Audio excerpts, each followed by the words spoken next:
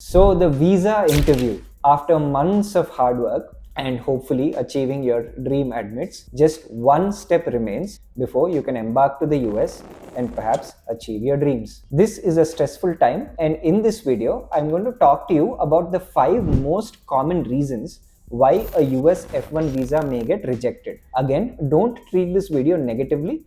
I'm going to give you a logical insight into the minds of the visa officer and those who are going to determine whether your immigration is going to be fruitful for the US, and then tell you why these reasons might be foremost in their minds when they're rejecting the visa. The objective with this video is for you to intuitively understand what to avoid so that you don't fall into some very common pitfalls. Gradvine students over the last 7 years have had a 99% US student visa acceptance rate. This is because we understand the core reasons behind why a visa might be rejected from a visa officer's mind. Over 5,000 students have gone through Gradvine, so this number is truly serious. So you know that the reasons we are going to give you are the reasons you can trust. So stay tuned. This is going to be super useful for you.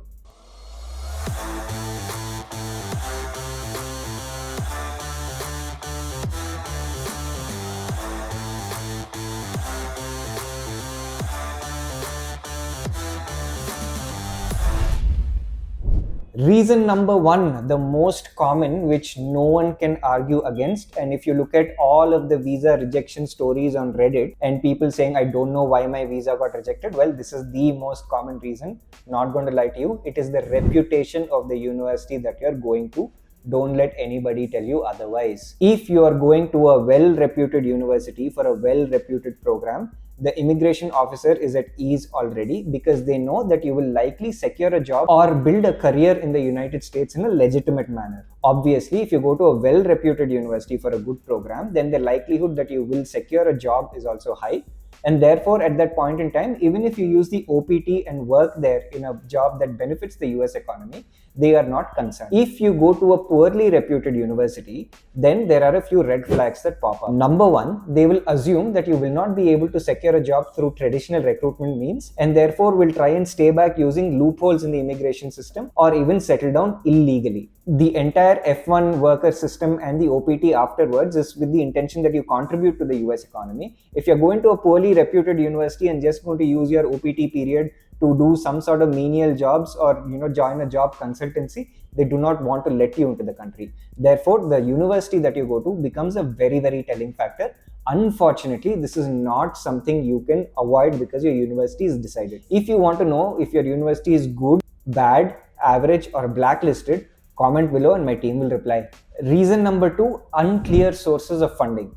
Now, once you've established you're going to a decently good university, the visa officer would want to know how you're going to be able to afford it or pay for the same. You need to give a simple objective answer. It could be through an education loan, it could be through your own savings, it could be through your family savings, it could be a combination of loan, your savings and your family savings as well. Whatever it is, give a confident singular answer without beating around the bush. It is nice to have your documentation with you, but understand that it is very unlikely that the visa officer will ask to check the documentation if your answer is confident enough. This is something that I might want to rehearse or practice as well, but you have to be very certain about how you're funding your education. Reason number 3, doing a degree that has little or nothing to do with your undergraduate degree or your work experience. If you have an undergraduate degree in biotechnology or animal sciences, and then you randomly applied to some no-name university for computer science, then that is a big red flag in the visa officer's mind. Of course, making such transitions is difficult, therefore you're not likely to get into a top tier school. So reason number 1 is already activated. Beyond that, if you're showing the visa officer that you have no background in the field that you wish to study, they'll have doubts with regards to 2 reasons. Number 1, how are you going to cope with the degree? Number 2, after the degree, if you don't have any relevant background, how are you going to be able to secure a job? So multiple reasons for rejections get activated, and therefore this transition needs to be reasonable. Now, if you're transferring from a mechanical engineering to information systems or engineering management or doing an MBA degree, these are all reasonable transitions because you're trying to elevate your career in the management sphere. But if it's a complete departure, it is a cause for concern. Okay, I'm taking a pause at this point in time just to request you something. I'm sure you're finding this video useful just like other Gradvine content. We request you to do a few things. Please like this video, please subscribe to our channel, and more importantly, share this video with people who really need it. because this is no nonsense information without any bias, and we're not selling you anything here. So it's going to be useful for a lot of people. Please do like, share, subscribe, share it with your friends. It will be super helpful for us and super helpful to them as well. Now on to the rest of this video. Reasons for rejection number 4 and 5 have to do with two dreaded slips, 214B and 221G. These are very common sections under which visas are rejected. Let me explain them to you. Reason number 4 is lack of ties or lack of convincing ties to your home country. If the visa officer feels that you do not have enough of a background here or not enough of a compelling reason for you to stay back at this point in time in India, and therefore you are sort of desperate to immigrate to the US, they might reject your visa. Now, the way you avoid that is by showing that either your parents are well settled and employed here, or you had a good, well-paying job that you're leaving at this point to further your career in the US through an education, or you show that you have certain property and assets or something to fall back on in case you're not able to get a job in the US. The idea is that it is okay if you use your OPT period and get a job in the US. You can say that in your answers as well. But they want to know that in case that legitimate job and that pathway doesn't open out, are you desperate enough to settle down in the US by hook or by crook?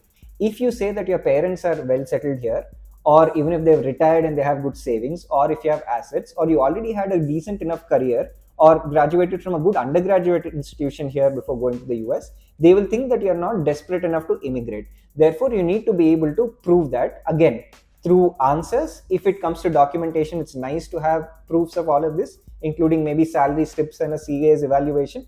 But at the end of the day, it's your answer that's going to get you through when they ask you what your parents do, what your situation is in India, or what you are doing currently. If you are not able to satisfy this reason, the 214B slip is given to you. Reason number 5 is another dreaded slip called the 221G administrative processing.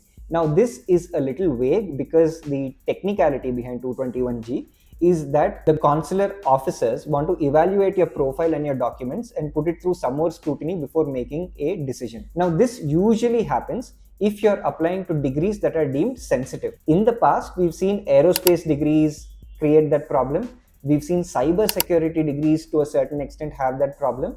And we've also seen robotics degrees to a lesser extent have that issue. But don't panic or worry about this. Once again, like I said, in terms of the 5 most common reasons, if you ticked the previous 4 boxes by and large, then it is unlikely that this 5th reason will stick. Overall, you should be fine. But again, we are telling you because this video is about the most common reasons for rejection, and this has happened in the past. So those were the most common reasons for visa rejection. Once again, don't panic. The way you give your answers makes a large difference. And if you're going to a good university, most of the times you should be absolutely fine. Just have very, very clear and well prepared answers for the same. Also, just a request, don't fall for people who are taking money to do mock visa interviews. This is something you can absolutely prepare for yourself. And honestly, if some of these 5 reasons are not satisfied or you're not overcoming them, then no amount of interview prep is going to help you sail through. And if you're going to a good university, like I said, if you're going to a good program, if you have your sources of funding sorted, then most likely you should go through as long as your answers are simple enough. Just don't tell stories and beat around the bush.